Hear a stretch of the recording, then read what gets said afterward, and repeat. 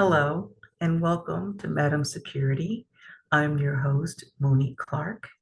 As you know, on my platform, my focus is OT, ICS, cyber-related incidents and mitigations, and also what's going on within the news within those critical 16 sectors. Today's talk is going to be a two-part series where I'm focusing on the EPA when it comes to the water industry. And it's going to be into two pieces because what I'm realizing is the topic was mainly the fact that the EPA's OIG, who is the Office of Inspector General, who oversees what's going on in EPA.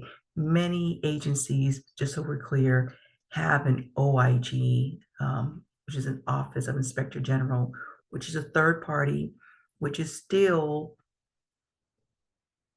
a part of the government, but again, they focus on the oversight, any fraud, any neglect, any malinformation. That's what they do.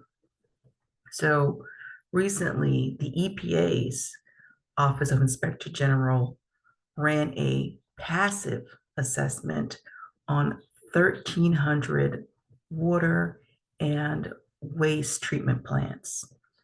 Just so we're clear, the United States has over 200,000 water and water waste treatment plants. Within these water and waste treatment plants, 1,300, like I said, were passively assessed. And within this assessment, 9% were deemed to have critical or high rated vulnerabilities.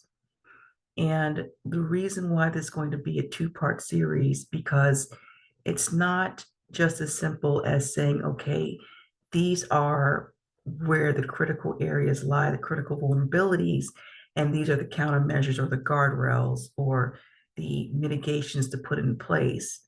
And I say that because the more that I do my research, you have to understand something. I'm looking at Statistica or Statista,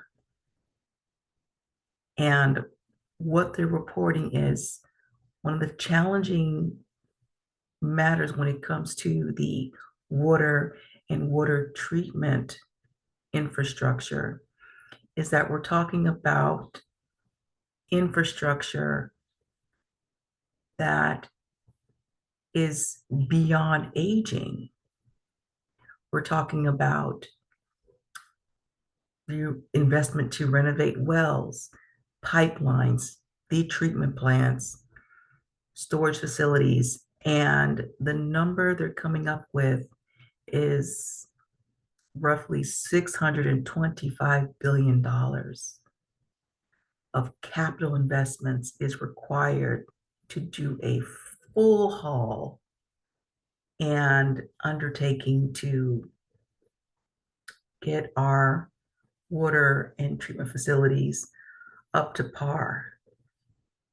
So even speaking about focusing on the security piece is obviously beyond critical. And not because it's just what I do or what we do. It's there's no area of business or no area of life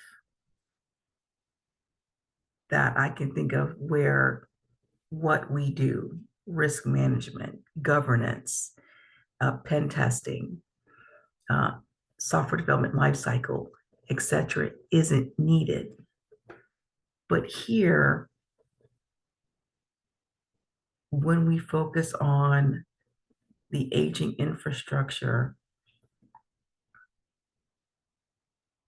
it's not as simple to say, well, changing default passwords, although we should, this should just be common sense, changing default passwords and verifying that there's no open ports that are unnecessarily opened. Of course, we need to do that. Um, but we're talking about infrastructure that is, first of all, one of the more important critical sectors is water, because water is life. Maslow said it himself. There's water, there's food, there's shelter, there's security. That's for a whole other conversation, but water is number one. Water is life.